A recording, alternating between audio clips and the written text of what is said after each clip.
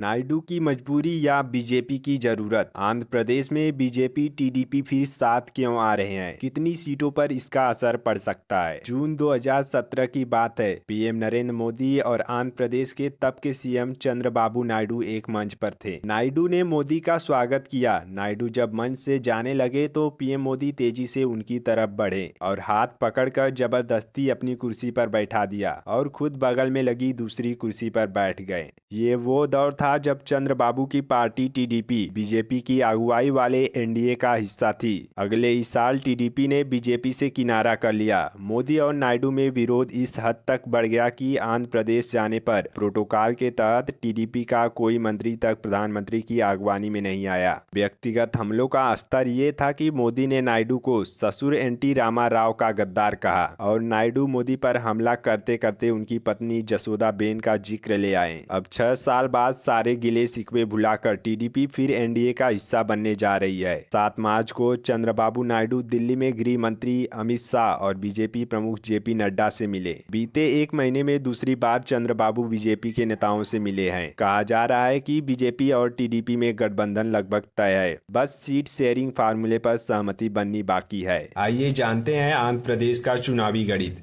साथ ही दोनों दल 6 साल बाद साथ क्यों आ रहे हैं और इसका चुनावी नतीजों पर क्या फर्क पड़ सकता है। पवन कल्याण के कहने पर बीजेपी टीडीपी के साथ बैठे। बीजेपी और टीडीपी के बीच गठबंधन की संभावनाओं को वार्ता की मेज तक लाने में एक्टर से नेता बने पवन कल्याण की बड़ी भूमिका है। पवन कल्याण की पार्टी जेएसपी पहले से टीडीपी के साथ गठबंधन में है। खबरों के मुताबिक चंद्रबाबू नायडू और अमित शाह के बीच हुई मीटिंग के दौरान पवन कल्याण भी मौजूद थे। वहीं आंध्र प्रदेश बीजेपी प्रमुख डी पुरंदेश्वरी पहले से दिल्ली में डेरा डाले हुए हैं। मीटिंग के बाद चर्चा है कि 1 से 2 दिनों में बीजेपी टीडीपी जेएसपी के गठबंधन की औपचारिक घोषणा हो सकती है। आइए जानते हैं टीडीपी बीजेपी के साथ वापस गठबंधन क्यों करना चाहती है। आंध्र प्रदेश में बीजेपी संगठनात्मक रूप से बहुत कमजोर है।